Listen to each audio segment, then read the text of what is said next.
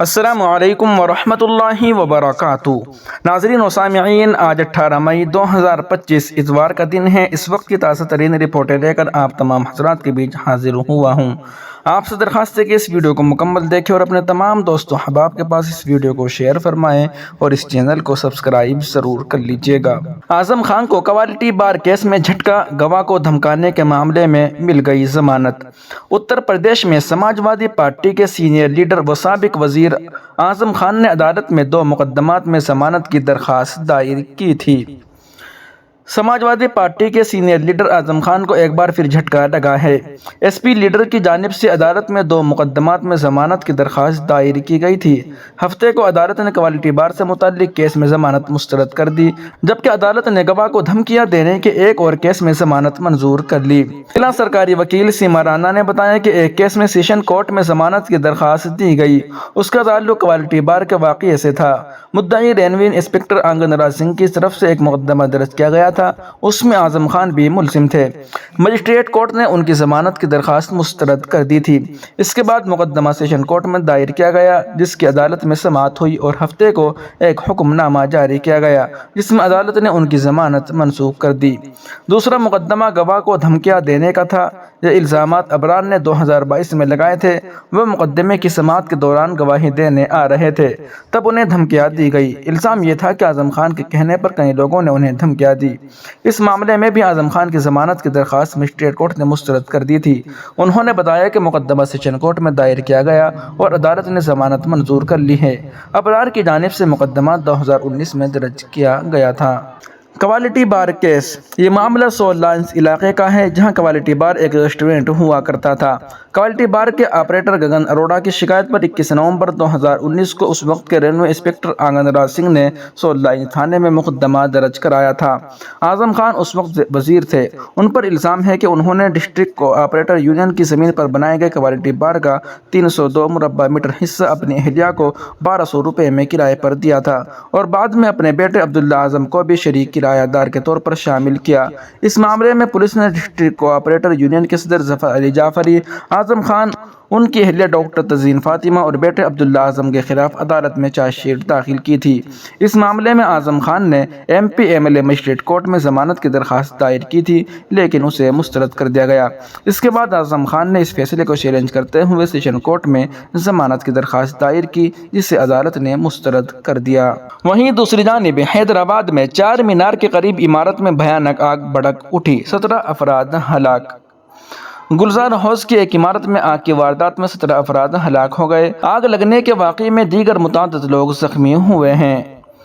حیدرآباد کے مشہور چار مینار کے قریب آج صبح ایک عمارت میں بھیانک آگ لگنے کی واردات پیش آئی، جس میں کم از کم 17 افراد ہلاک ہو گئے۔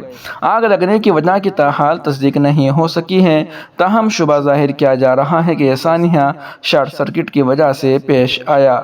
تفصیلات کے مطابق حیدرآباد کے پرانے شہر میں چار مینار کے گلزار ہاؤس علاقے میں واقع ایک عمارت میں 18 مئی کی اعلی صبح آگ بھڑک اٹھی۔ آتش زدگی کی خوفناک حادثے میں 17 افراد ہلاک ہو گئے، جہاں ہلاک ہونے والوں میں 2 سالہ لڑکا اور 7 سالہ لڑکی بھی شامل ہے۔ واقعے کی اطلاع اور آگ پر قابو پانے کے لیے امدادی کارروائی کا آغاز کیا۔ انہوں نے عمارت میں پھنسے کچھ لوگوں کو بچایا۔ حادثے کی وجہ سے کئی لوگ بے ہوش ہو گئے۔ متاثرین کو علاج کے لیے عثمانیہ ہاسپٹل و دیگر ہاسپٹل منتقل کیا گیا۔ حکام نے ابتدائی طور پر اندازہ لگایا کہ حادثہ شارٹ سرکٹ کے باعث پیش آیا۔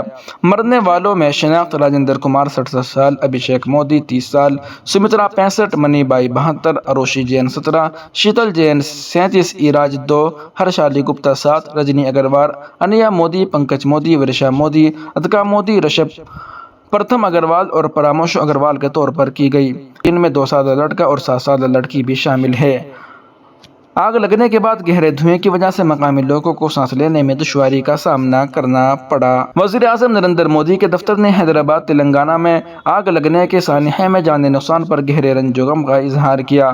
ایکس پر پی ایم او نے ان لوگوں سے تعزیت کا اظہار کیا جنہوں نے اپنے پیاروں کو حادثے میں کھو دیا اور زخمیوں کی جلد صحتیابی کی امید ظاہر کی۔ پی ایم ریلیف فنڈ سے ہر مرنے والے کے لواحقین کو 2 لاکھ روپے اور زخمیوں کو 1 لاکھ روپے دینے کا اعلان بھی کیا گیا۔ وزیر اعلیٰ ریونت ریڈی نے حادثے کے بارے میں دریافت کیا۔ انہوں نے گلزار ہاؤس کے قریب آگ لگنے کے واقعے پر صدمے کا اظہار کیا۔ وزیر پونم پربھاکر سے حادثے کی تفصیلات کے بارے میں دریافت کی۔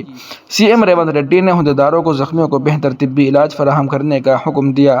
انہوں نے کہا کہ وہ متاثرین کے ساتھ ہیں۔ وزیر اعلیٰ نے اعلیٰ حکام کو آگ میں پھنسے خاندانوں کو بچانے کے لیے تمام ضروری اقدامات کرنے کا حکم دیا اور پولیس اور فائر ڈپارٹمنٹس کی طرف سے کی جانے والی کارروائی کے بارے میں مسلسل تفصیلات حاصل کر رہے ہیں۔ زخمیوں کو فوری طور پر اسپتالوں میں منتقل کرنے اور انہیں مناسب طبی امداد فراہم کرنے کے احکامات جاری کیے گئے۔ دوسری جانب مرکزی وزیر کشن ریڈی نے بھی جائے حادثے کا دورہ کیا۔ وزیر پونم پربھاکر نے آگ لگنے کی اطلاع ملنے کے بعد جائے وقوع کا معائنہ کیا۔ انہوں نے حکام سے حادثے کی وجوہات کے بارے میں دریافت کی اور تفصیلات سے واقفیت حاصل کی۔ انہوں نے fire D J Nagi ready اور ساؤتھ زون کی ڈی سی پی اسنیہا مشرا سے بات کی اور واقعے کے بارے میں دریافت کی۔ فائر ڈپارٹمنٹ کے ایک اہلکار نے بتایا کہ انہیں صبح 6:30 بجے کے قریب ایک کال موصول ہوئی اور وہ موقع پر پہنچ گئے۔ فائر بریگیڈ کے 11 گاڑیوں نے آگ پر قابو پا لیا اور زخمیوں کو اسپتال میں منتقل کیا۔ اطلاعات کے مطابق آگ صبح 6 بجے لگی۔ ابتدائی اطلاعات کے مطابق یہ حادثہ شارٹ سرکٹ کے باعث پیش آیا۔ متاثرین کا الزام ہے کہ فائر بریگیڈ نے امدادی کارروائیوں میں تاخیر کی۔ بہتر ہوتا اگر فوری طور پر امدادی کارروائیاں شروع کی جاتی۔ ایسے حادثات کو دوبارہ ہونے سے روکنے کے لیے اقدامات کیے جائیں۔ وہیں دوسری جانب اشوکا یونیورسٹی کے پروفیسر علی خان محمود آباد گرفتار۔ آپریشن سندور پر تبصرے سے جڑا ہے معاملہ۔ ہندوستان ٹائمز کے ذرائع کے حوالے سے بتایا کہ اشوکا یونیورسٹی کے پروفیسر علی خان محمود آباد کو پاکستان اور مقبوضہ کشمیر میں مقیم دہشت گرد گروپوں کے خلاف ہندوستان کے آپریشن سندور کے بارے میں سوشل میڈیا پر ان کے ریمارکس پر گرفتار کیا گیا ہے۔ ان کے وکیل نے بھی اسکرول سے تصدیق کی کہ محمود آباد کو پولیس نے اپنی تحویل میں لے لیا ہے۔ ہندوستان ٹائمز کے مطابق یہ گرفتاری ہریانہ کے ریاستی کمیشن برائے خواتین کے ان کے تبصروں پر از خود نوٹس لینے کے چند دن بعد ہوئی ہے۔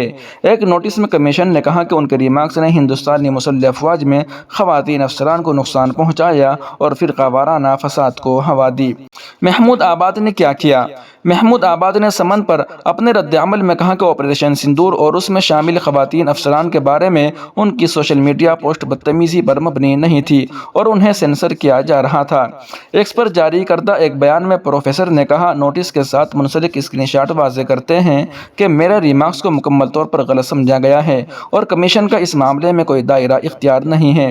خواتین کمیشن ایک ایسا ادارہ ہے جو ایک اہم کام کرتا ہے، تاہم مجھے جاری کیے گئے سمن اس بات کو اجاگر کرنے میں ناکام رہے کہ میری پوسٹ خواتین کے حقوق کے منافی ہے یا کس طرح قانون کے خلاف ہے۔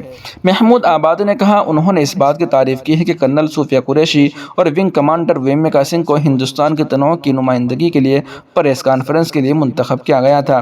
میں نے دائیں بازو کے ارکان کی بھی تعریف کی جنہوں نے کرنل قریشی کی حمایت کی اور انہیں دعوت دی کہ وہ عام ہندوستانی مسلمانوں کے ساتھ وہی رویہ رکھے جو روزانہ کی بنیاد پر شیطانیت اور ظلم و ستم کا سامنا کرتے ہیں۔ اگر کچھ بھی ہے تو میرے پورے تبصرے شہریوں اور فوجیوں دونوں کی زندگیوں کے تحفظ کے بارے میں تھے۔ مزید یہ کہ میرے تبصروں کے بارے میں کچھ بھی غلط نہیں ہے جس سے مخالف کہا جا سکتا ہے۔